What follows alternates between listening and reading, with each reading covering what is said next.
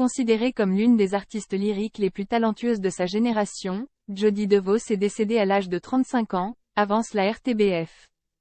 L'artiste belge se battait depuis des mois contre un cancer du sein. Encore une que le maudit crabe a emporté. La RTBF a annoncé ce dimanche 16 juin la disparition de Jodie DeVos, chanteuse lyrique belge au rayonnement international.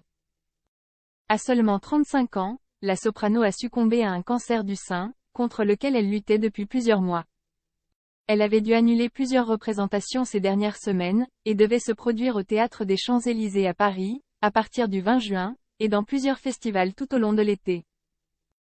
Personnalité exceptionnelle, lumineuse et aimée de tous, son départ si soudain laisse un immense vide dans le cœur de tous ceux qui ont eu la chance de la connaître. Toutes nos pensées vont à sa famille et ses proches, a annoncé l'agence artistique Intermezzo dans un communiqué. Dès l'âge de 5 ans, Jodie DeVos s'est tournée vers la musique, l'étudiant même à la fameuse Royal Academy of Music de Londres.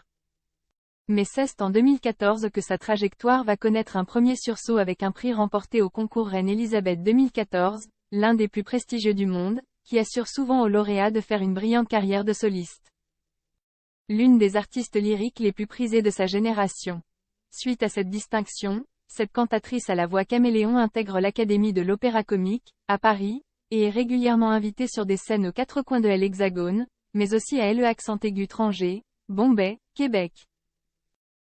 Elle s'illustre ainsi dans de grands opéras classiques, tels que Le Barbier de Séville, La Chauve-souris, Les Mousquetaires au couvent, Orphée aux Enfers, La Flûte enchantée ou encore Les Noces de Figaro, avec de nombreuses récompenses à la clé. Mais la crise sanitaire du Covid l'avait coupée dans son élan, et lui avait permis de prendre du recul sur sa carrière. Le cancer lui aura volé le reste de sa vie.